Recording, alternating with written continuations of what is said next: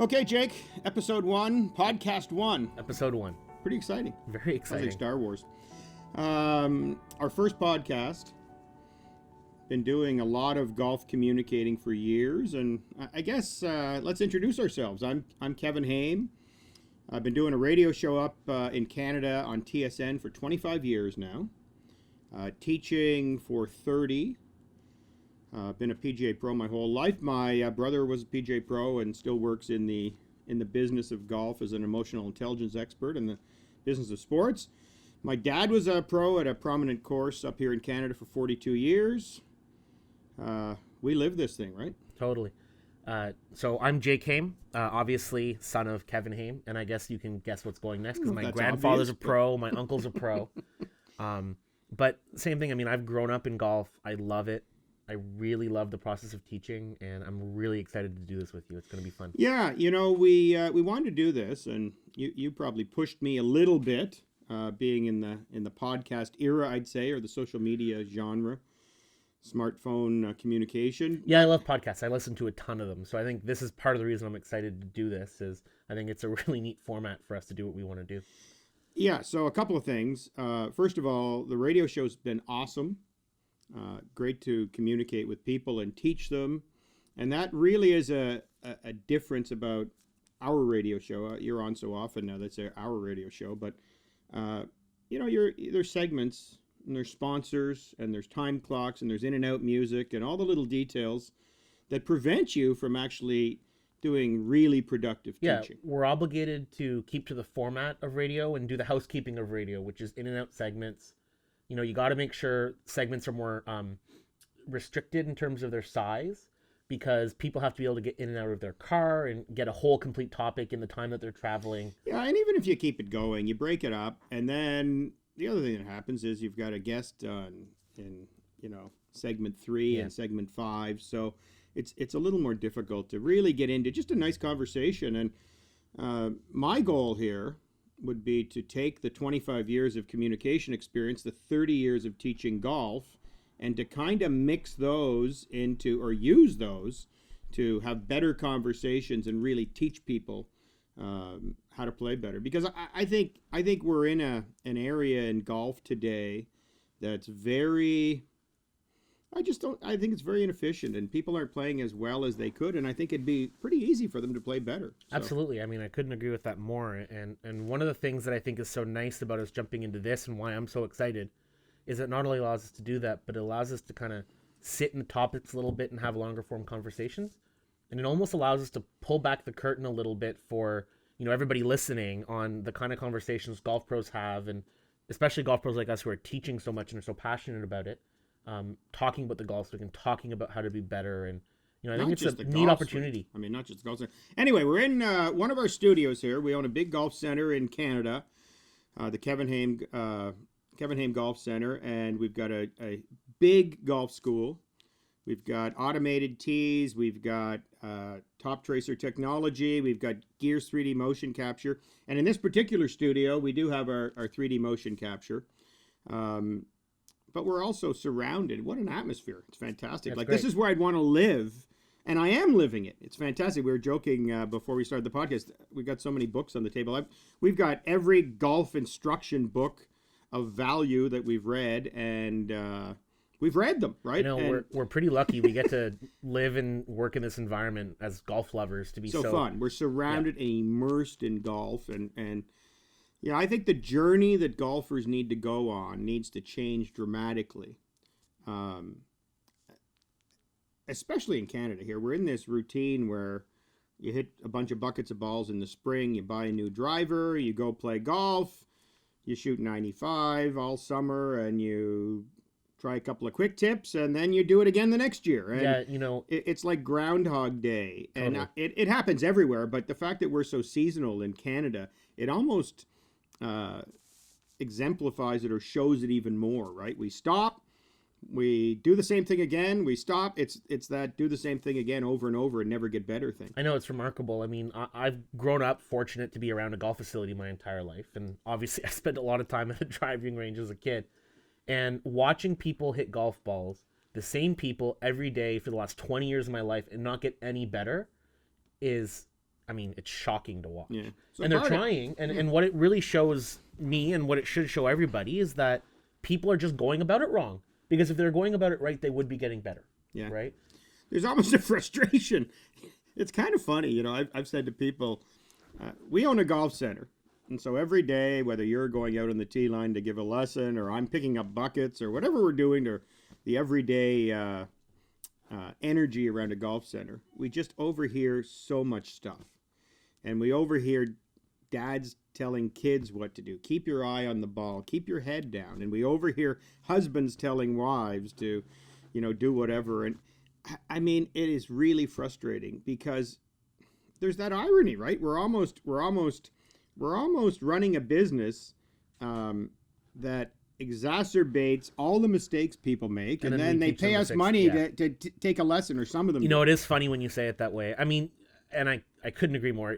Frustration actually is a good word, because what happens is you wind up walking down the tee line, looking at what's going on and going, that person who doesn't know how to golf yet is going to like golf less because you're making it harder for them, and it's hard enough as it is. Or when you see a kid with long, heavy clubs and they're not really hitting the ball well, and my first thought is, well, how would you like it if someone gave you a 5-inch overlength club that was 2 times too heavy and said, why aren't you having fun and hitting it? Or you give your kid your old soccer cleats that are a size 10 men's and they're 6 years old and go, why aren't they enjoying soccer? Yeah. It doesn't make sense. Yeah, that's a good one. But that being said, I think what that, you know, makes us want to do is help people understand how to go through the process. And I think that's kind of the modus operandi of what we want to do here, right? Is help people understand more about the golf game, how to get better, and how they should do it.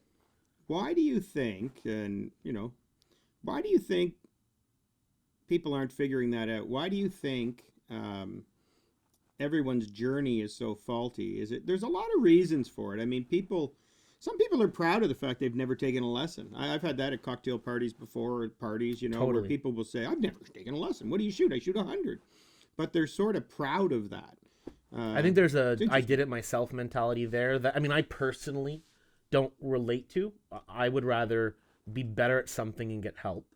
And I think most people at the end of the day at some point realize that. That's why we get a lot of people coming to us for lessons after, 25 years of playing. They finally get fed up. It'd been easier for them if they had done that at the start. Yeah, or sometimes they just get a gift certificate. They get a Father's Day present or something, and so they come and there is back to that T-line thing, when you walk by and someone's giving someone else bad advice, and you're almost thinking to yourself, because we care so much, we live this, that that person is never going to get better based on that advice, and that's their information source. So, anyway, suffice it to say in an intro that that's who we are. We're immersed in golf. We're PGA pros. I was a National Teacher of the Year up here in Canada. Your grandfather was a pro for 42 years. He was at a private club. We're at a high-end public facility. So we've seen it from every different angle. And we want to take all of that knowledge without the constraint of time of our radio show, our 25-year radio show, but you only get little nibbles on there every week, and you can never fix anything too well. But the communication, I think, we're good communicators. We can manage to explain technical stuff pretty what we do for a living. Yeah, but the radio's really helped too, I think. It's helped me relate. I close my eyes and I kind of say, well, if I'm in my car driving, how do I need to explain this to here? So we're going to try to keep it really digestible, but give people the secret. I think that's, well, secret sounds like it's going to be another quick tip. So it's not the secret, but it's the holistic approach to playing better golf. Yeah, I think it's an accessible way for people to understand the process of getting better, which isn't always available to people. And I think, we're excited to be able to kind of take that premise and run with it, and have some great conversations along the way. Yeah, I think back my favorite story in golf, and there are many of them over 30 years, you can imagine, but my favorite story is the coaching when I said, why aren't people taking lessons? And some people never take a lesson. And, the way people perceive how to get better at golf. And it's that story about, I mean, you know it well, but when I had to go, when I was a hockey coach, how old were you? When I was that 10, 9? Yeah, in that range. I think you coached for a few years and I was pretty young. How old are you now? 26? 26. Yeah. So there's a dad moment right there. So, whatever it was, 15 years ago, 18 years ago, whatever it was. And I had already won the national award, and so and played well in tournaments around here. So my only point is so it was post 2000. The fella who was I don't know, doesn't matter.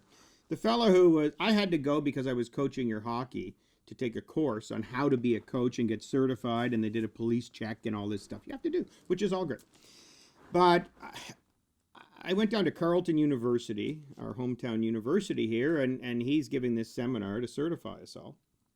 And this guy, I really enjoyed it. I was, you clunk down there, and I'm thinking this is going to be awful, but I really enjoyed the seminar. And the guy was a great presenter, and he was a motivator. He's a smart guy.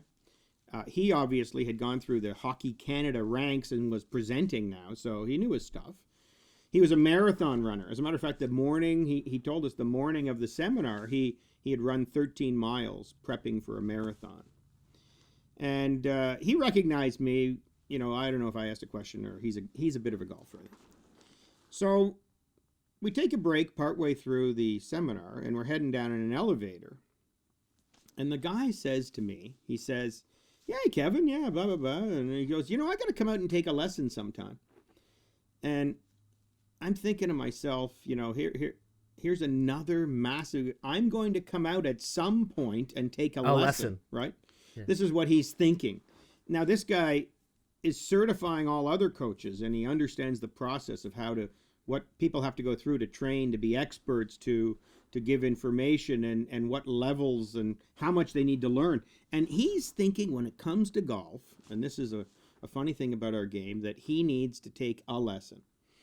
I know it is funny because when you say it like that, no one would do this in team sports. It's almost like because we're playing an individual sport, people see it as their miniature hero's journey, and I'm going to pull up my bootstraps and do it myself. Well, yeah, but I think people are lost. They don't know what to do. I mean, they're watching the Golf Channel, and they're reading the odd magazine or watching YouTube and trying to get a tip. And the biggest mover in the golf business, the club manufacturers, the deepest pockets and the ones most concerned about getting their message out to the consumer, are saying, buy another new club. This one's unbelievable. You'll be fantastic. 10 yards farther than this year than the 10 yards farther you hit it last year. And people just don't know what to do, right? So we've got to help them on their journey. But that little story is the guitar lesson story, right? With you taking your guitar lessons for 6 months. And I always ask, I don't always ask, half an hour every Wednesday night. Yeah, half an hour for 6 months. Yeah. And you could barely play at the end, and I think they're 17, what were they, $17? You wouldn't even remember, but that was a while ago too, but they're not expensive. I think maybe the golf lessons are a little more expensive, or can be, so there's a limiter there. That might be one of the limiters. Well, I think golf lessons are a different format though, right? I think what happens to some people is they take the perception that I'm going to need to take one a week every week, and my guitar lessons are $17. This lesson is X amount. I can't do that. But the thing people don't understand is you don't need to take 1,000 golf lessons. You take a lesson to start and build a plan with your professional, and then take time between lessons to practice and improve and work on things. Yeah. So if you're taking a lesson a week for 10 weeks in a row, if you're practicing a lot in between, it's a great way to do it. But for most people, that doesn't work anyway. So you're going to be better. How many do you think you need? I mean, I'm probably in a better position to answer this than you are, but I say to most of my clients, and I'm a little higher price point, so maybe it becomes more of a conversation, but maybe 8 to 10, and you really understand short game motion, putting motion, swing motion, and if you took those 8 to 10 within the course of 3/4 of a season, and then maybe 2 a year after that is it. So maybe if we said to everybody, you'd have to, in the course of your lifetime, take 15 total lessons, it's not as intimidating as I've got to go a million times, and how am I going to do that?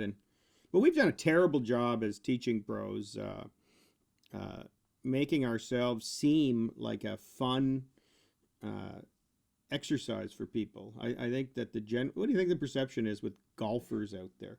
What do they think when they think go take a golf lesson? Yeah, I think it's still a little bit in the old school probably perception of, Jack's coach sitting in a lawn chair behind him, holding his hair, saying, "Don't move your head too much." I think that there's a little bit of that. Well, it could be, although that wasn't bad advice, as it turns out. Jack turned out okay. No, I'm not saying the advice is bad, just the experience, right? And I do think there's a misrepresented image of golf in general, and people assume that if golf is somewhat high end, then pros are going to be maybe snobby people, and I don't think that's true for the most part at all. Yeah, I just think that we're so bogged down as teaching pros, trying to prove that we know more than the next one, or I think that's true for some pros for sure. Or sometimes people don't get their value because the pro runs out to the teaching tee in the middle of running his business and leans on his club and says, "Change your grip a bit. See you later." But that's all about understanding. I don't know what it is. That's all about understanding too, right? Because the problem that does arise sometimes is that, and some of us occasionally in a lesson will make the mistake of telling you there were good advice, but not explaining why that matters. And I think that's what this podcast is going to be so good for, is we're not only going to be giving advice, but we're going to explain and have you understand why that advice is relevant to you and why it matters, so you actually understand what you're trying to do. Because I truly believe that if people had a better understanding of what a pro is trying to get them to do and the process of how to get better, they would be getting better and taking more lessons because they understand the goal. Yeah. Instead of just thinking, well, I'm going to take a lesson. The guy's going to tell me to change my grip. It's going to be hard. I don't want to do that, and I'm not going to get any better. Yeah. That's not true. It's relationship building. We get people sometimes come for lessons and say, "Don't ask me to change my grip because I don't want to do that." Yeah, and then you almost want to say, well, then here's your money. Have fun. Well, I don't think you want to say, "Here's your money." But, you need to explain to them why that hand placement leads to the club doing this. I say to you guys all the time, our whole team of teachers, that if a person doesn't understand why you're making a change, they're not going to be invested in it, but it's also very poor communication. You have to tell someone why they're going to change. Anyway, this is not a podcast about telling people they should take lessons. I just would like to make the point that the way they're going about it is wrong. Yeah, trying to do it with quick tips and hitting a few buckets in the spring, and I don't think that's a great thing, number one. And number two, I don't think we've done a super job as PGA pros, whether we're PGA of Canada, PGA of America, making it seem like an embraceable, fun thing. I look at Topgolf, the phenomenon that is Topgolf right now. They are building those things faster than they're putting up storage buildings. That's awesome. I mean, it's crazy.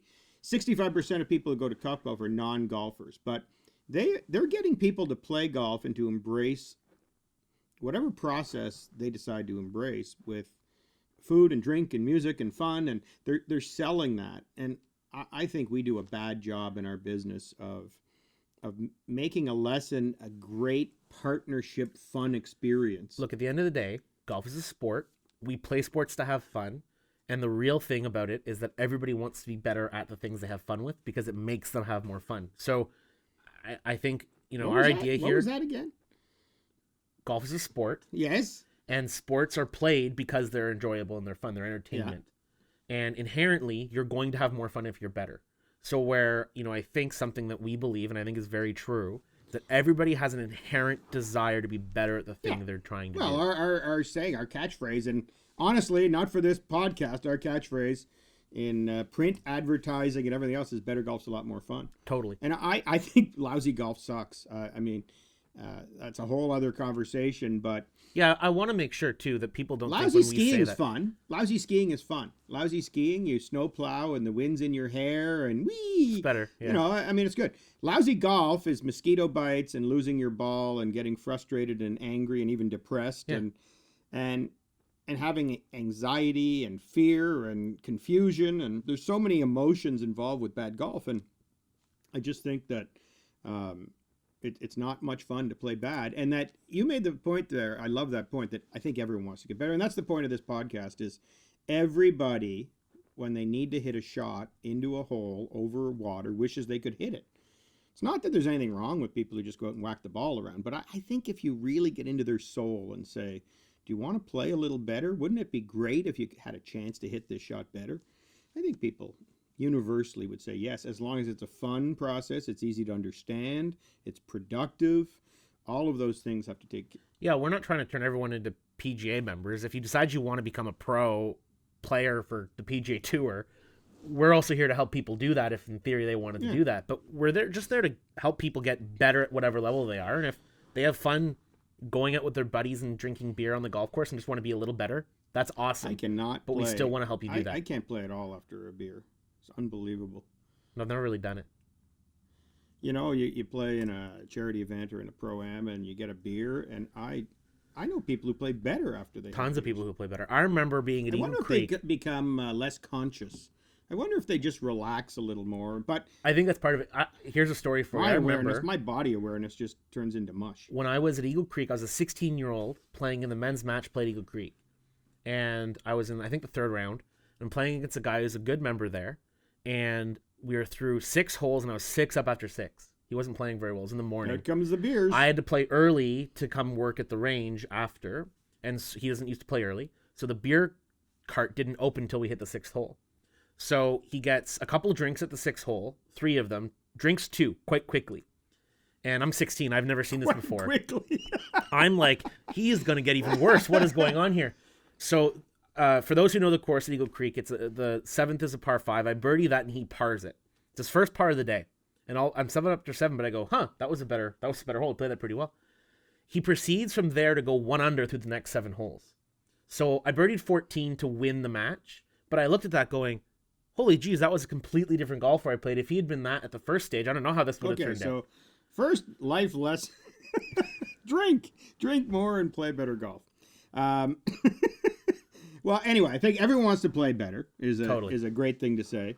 And, there's ways to do it. I just think people are going about it wrong. Another story, love stories. Always tell stories on the radio, and of course we tell stories to customers all the time. So famous NHLer comes in, taking lessons. Doesn't matter who, but very, very, very good NHL golfer or hockey player. And tells me that golf's the hardest sport he's ever played. That he's played everything, and golf's by far the hardest. And I take exception to that in that, you know, we were so fortunate. You had me and your uncle. I had my dad. You know, we weren't great athletes. You were a B-level, Pee Wee B hockey, right? And I was the same, house league. And yet we turned into great golfers because the process was correct. The information was there. And a lot of hard work too, right? Well, which is what you're going to get at. But, I mean, it's work you love. I mean, it's hard work, yes, but I wouldn't give up a moment of it.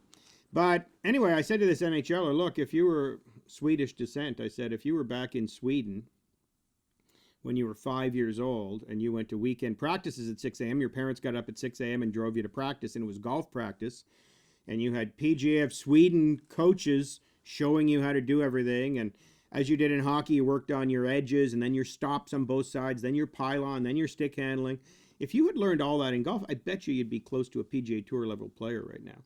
But that's the problem in golf. In golf, we think, hey, I'll go buy a club at the superstore because I saw on TV this is a really good one, and I'll go to the range and whack at it, and I'll be okay. And it's just, it couldn't be further from the truth. There's a lot of the greatness of our game too, Jake, is that there are so many parts to it. It's like, unpeeling an onion. There's another layer and another layer and another layer. So that I think it's the best game in the world because no matter how good you are, there's another layer. So it's just as challenging for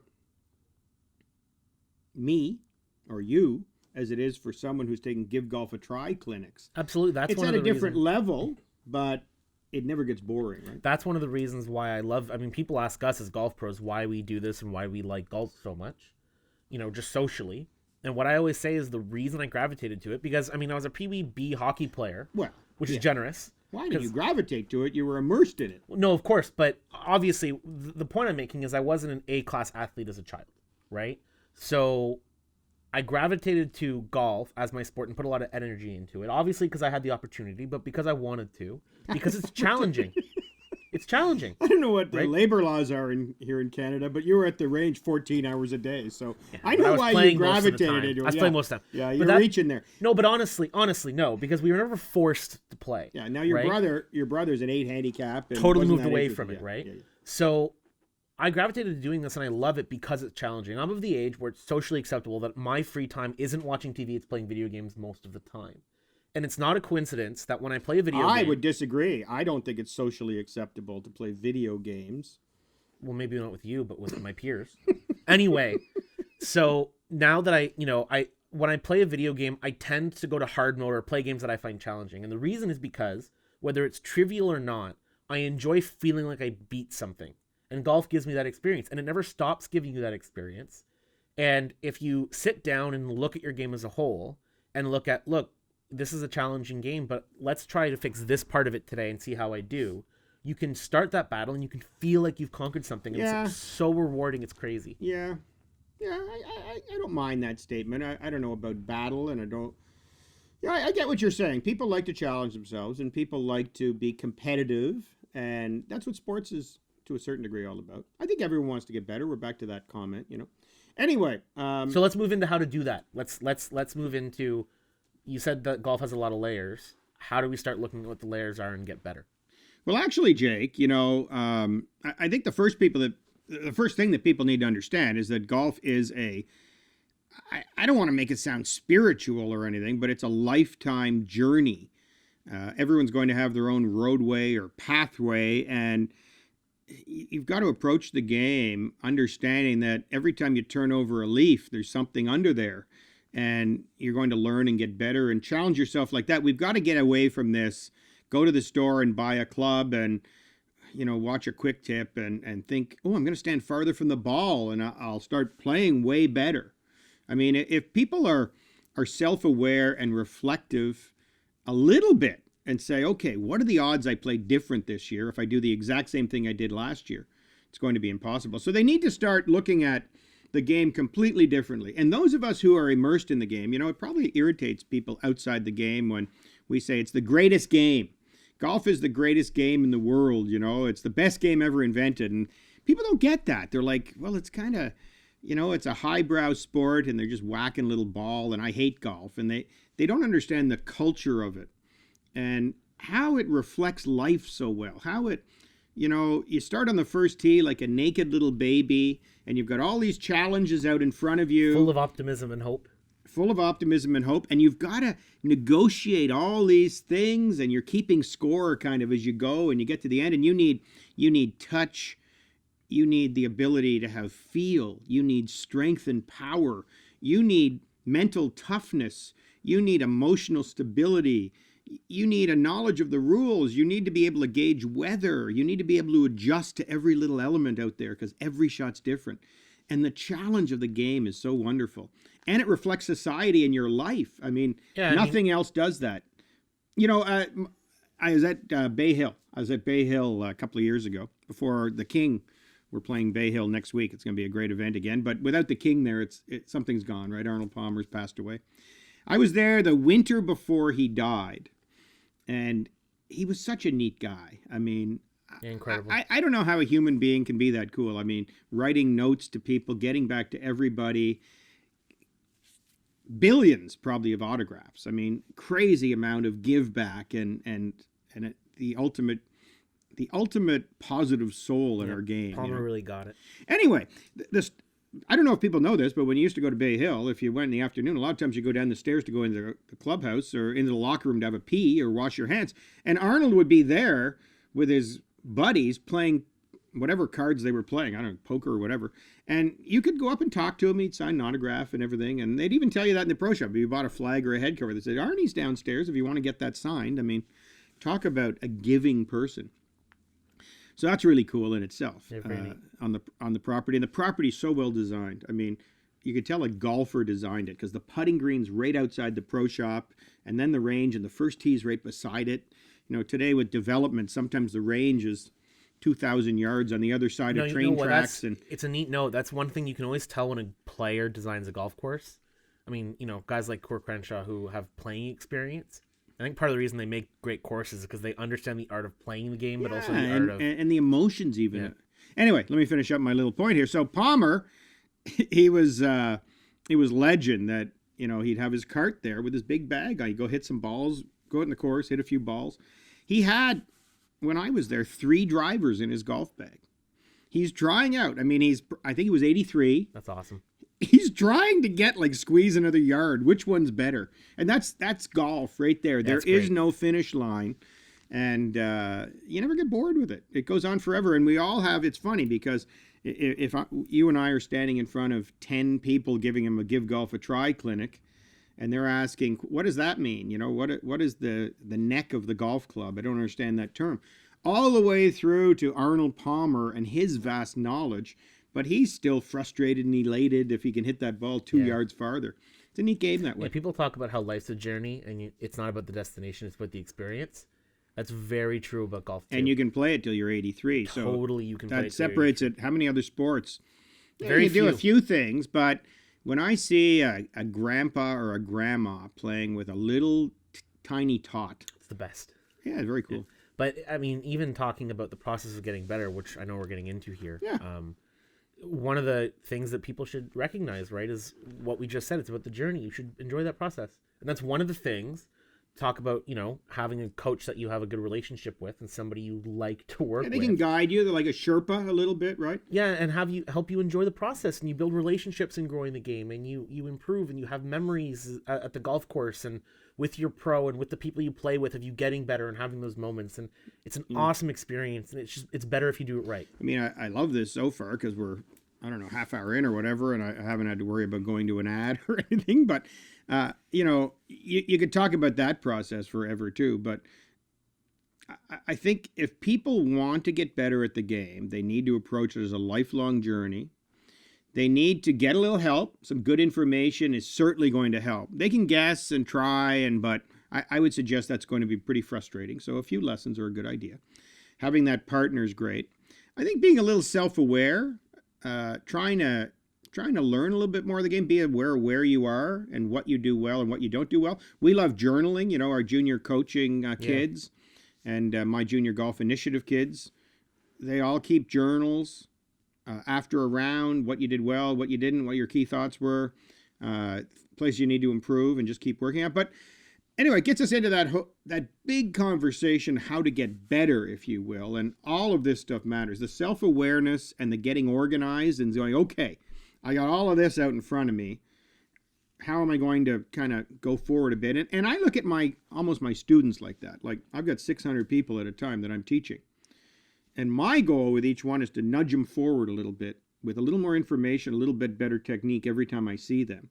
And if you just keep nudging forward, whether I'm nudging you forward, you're nudging your clients forward, or the people are nudging themselves forward with information, it's just working at it and enjoying it, right? Totally. Yeah, couldn't agree more. And I think that's really, I love what you're saying about the self-awareness stuff too. I think a lot of people don't think about that.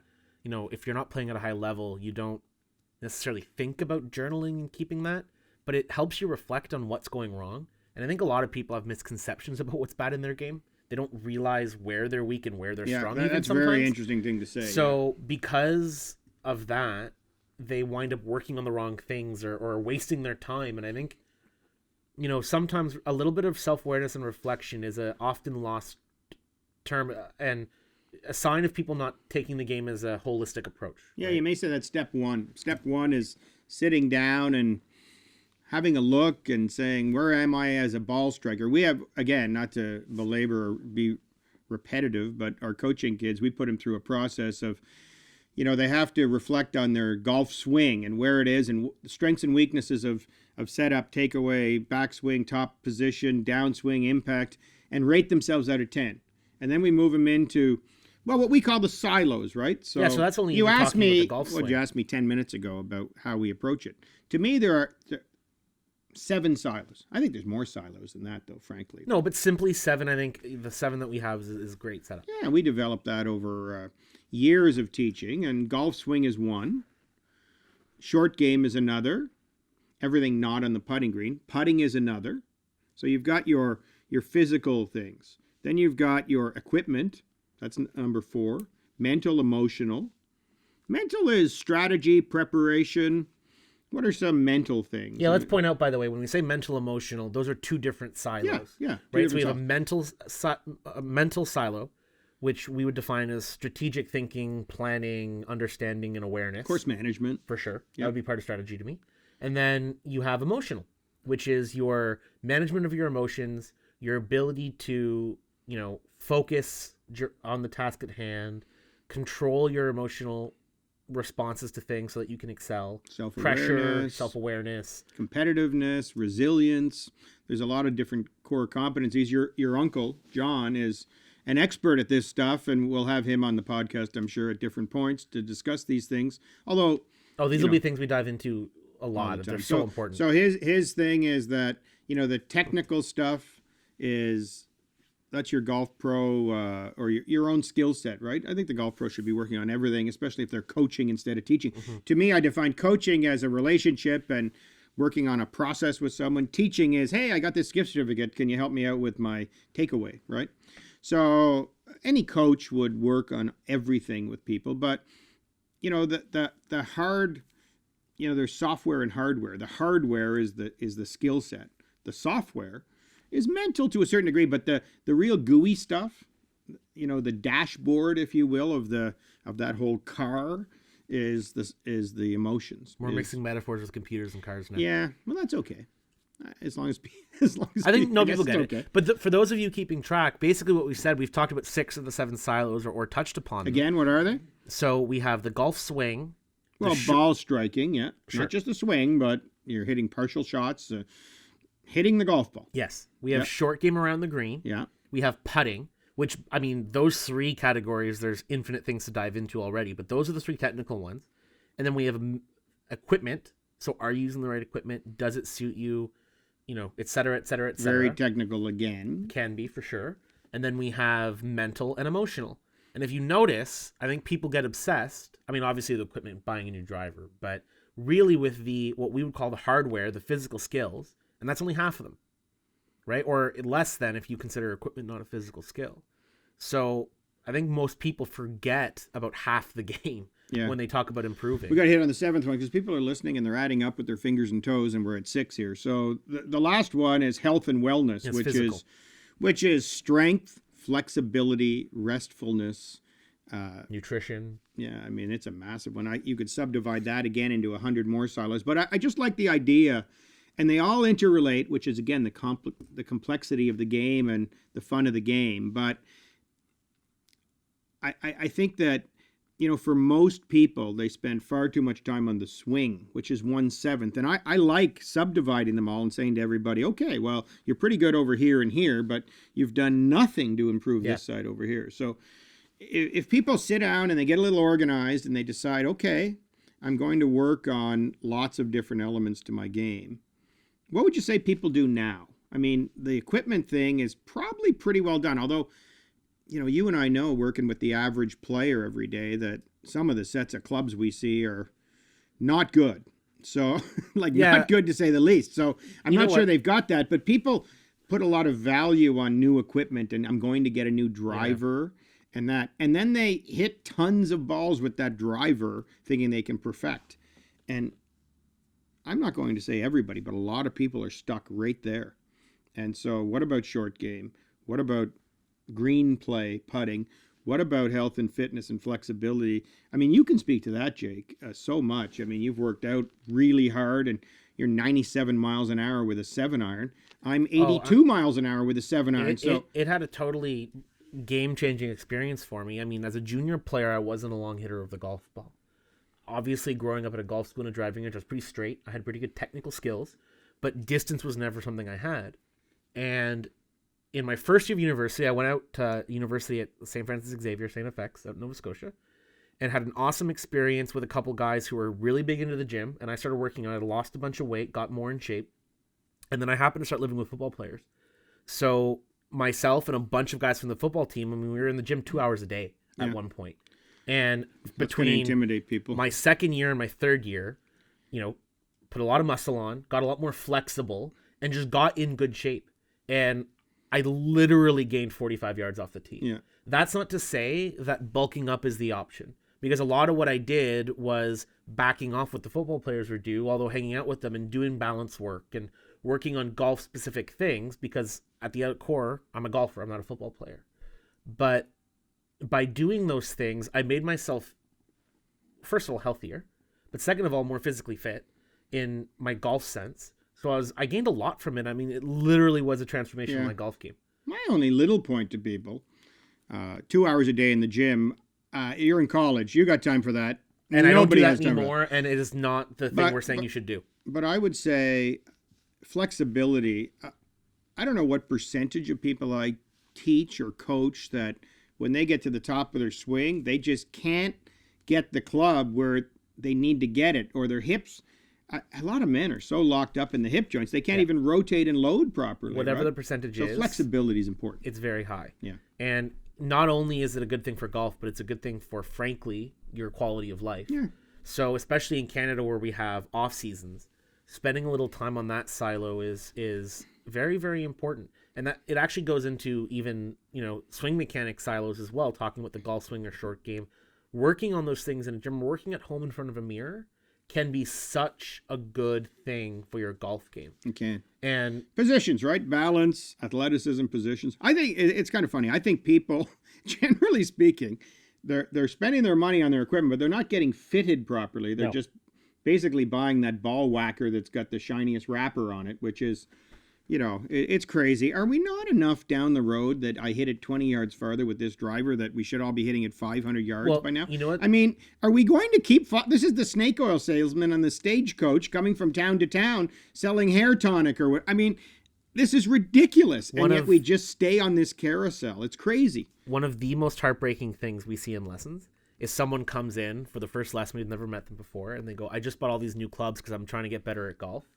And they spent thousands of dollars, and they hit one golf ball, and I go, you're way too strong for this. Yeah.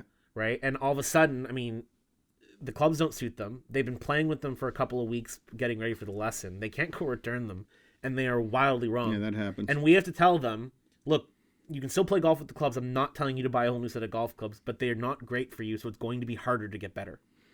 So 7 silos: ball striking, short game, putting, mental, equipment, emotional, health and wellness. If you gauge yourself in each one of those silos or categories and then work a little bit on each one, having fun while you do it, get yourself a new wedge, take a lesson on how to hit a little bumpy shot or how to hit a little more of a soft shot with opening up the face a little bit or whatever you want to do, you become a better player and you get bumped forward a little bit. You keep bumping yourself forward. Work on the bad stuff. Don't just work on the stuff you enjoy doing. Don't just whack drivers. You got to work on everything. That's a good point. Big mistake. People work on the things they like when really they should be working on the things they're already not good at. And inherently as human beings, when we're not good at something, we don't tend to like it as much. So if you're not a good putter, and that's why you don't like practicing putting, that should tell you that you should spend more time practicing putting until you like practicing putting. Yeah, I mean, that's a great Canadian tip. I guess a tip for everybody, but what you just said about the mirror work and the positions there you were chatting about and the flexibility. What should people do in the winter? Hit balls into a net in their garage and, if you're careful, that can be productive, but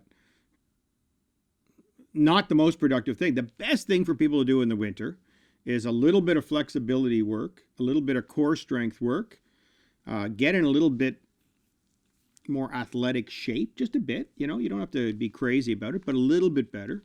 And then work in a mirror. Fix your grip. If your grip is a little bit off, I think people don't understand enough that, if your grip is a little turned one way or the other, that's directly related to the leading edge of that club face.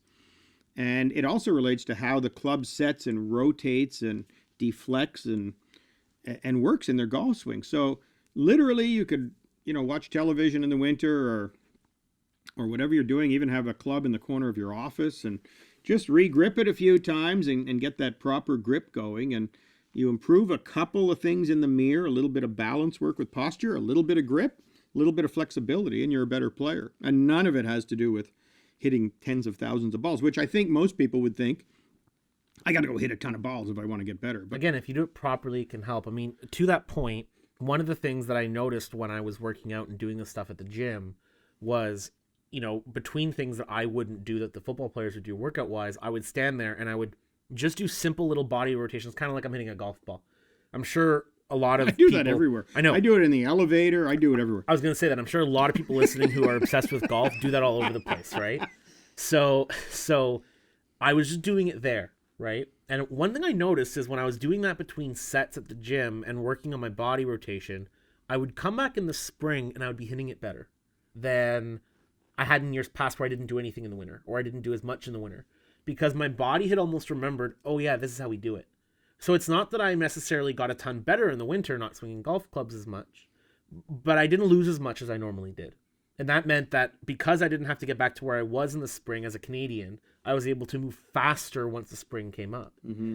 And I think it's something that people can keep aware, right? I mean, you see it all the time. People come up to us in September and say, what should I do this winter? I want to get better. The irony of that statement is that they put the golf clubs away at that point, and the fall could arguably be the best time to work on things because you don't have the pressure of that company tournament you have to go play. Sure. But they think, well, if I get a membership... Well, to some people it is, right? It's all relative. But the point you're making there, I just want to, is that people tend to practice before a competitive event. Totally. Thinking that, hey, if I hit 5 buckets this week, I'm going to play better. Yeah. But golf is really about moving that thumb a little bit or fixing your alignment or your posture. And you can do that anytime. And fall's a great time because it's not your competitive season. Awesome right? time. Yeah. So they don't hit balls then because they put the clubs away because they've decided golf season's done. And they say, well, if I buy a membership to X location and hit balls into a net, or I put a simulator up in my garage, is that the best thing to do? It doesn't hurt. You might have fun doing it. It might make you better if you're doing it in the right way. But people are also big talker Betty Crocker because all of a sudden it's January and they're skiing and they don't think about golf, so they don't do it. Yeah, there is a bit of that. But if you get into a bit of a habit of doing something at your house in front of a mirror or something at the gym, which you might already be going to, it can keep, again, pushing you forward. And I think that's one of the biggest things for people to understand about getting better at golf. And I think getting back to, what we're doing here, one of the biggest things that we hope to help people understand with our conversations is if you understand how to get better and just keep pushing your understanding and your ability forward, you will get better at the game. No questions asked. Fair enough. So it's a journey. Get a little organized, track it, work on all different dimensions, get some help, and away you go. Okay, Jake, so then where do we go from here? I mean, I think I know where we're going. We're going to work on all those silos. We're going to dive deep into golf swing technique. We're going to explain the different shots around the green and how to hit them. We're going to talk about the technical aspects of putting, the feel elements in putting. We're going to get into all emotional competencies from fear and anxiety and confusion to self-confidence and getting into the zone. We're going to talk about preparedness, building a plan, a practice plan, a playing plan, a tournament plan. We're going to give people all of the tools they need. I mean, I kind of hate that because you hear it a lot, the tools in the toolbox thing, but basically people have a big driver and they hit some balls in the spring. That's their toolbox now. So we're going to hopefully, in the course have some great conversations and delve into all the silos. And then the other thing, which we're not doing this week, podcast 1, episode 1, but we're going to talk about all the swings on tour. One of the things we love to do the most is look at all of our databases and our software programs, our video systems, our Gears 3D motion capture data, and look at all those tour players. Yeah, the 4 swings of Tiger Woods. I mean, we can go deep into all of this stuff. That's going to be fun too. I think, one thing that's kind of neat is we're going to be able to go into these guys from a teaching perspective and a golf swing knowledge perspective, kind of share what's so special about some of these players, which is neat. I mean, next time we do this, it's going to be right after the Players' Championship, which I'm looking forward to.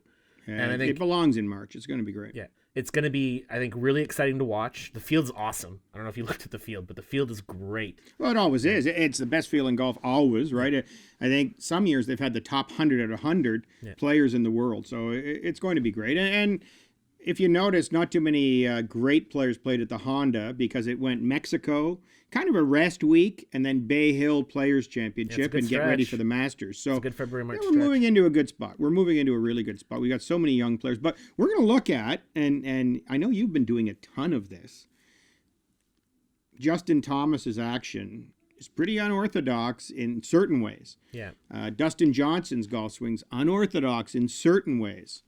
We're going to look at the compensations and the fundamentals of all these different players and why it works for them and what people should try. My hope is always, and I do this on the radio all the time, is that when a person clicks that thing off or finishes their listening, that they have something they can go try a little bit. And again, I already said, don't just try a quick fix and go, but you want to leave people with something that they can bring to the practice tee and try to work on. More understanding than they have before, right? That's our goal. And our challenge, my good friend, is to make it so it's understandable in an audio version, which is, we've been doing that 25 years in radio now. So I think we have an ability to do it. It's challenging though, but we can get there. It's going to be fun. It's going to be a lot of fun. It's going to be, being, as you said earlier, the Sherpas on your journey of golf. Yeah, I like that. I might use that somewhere. All right, let's wrap it up right there. Well done, Jake Haime. I'm Kevin Haime, and we'll talk to you all podcast episode 2.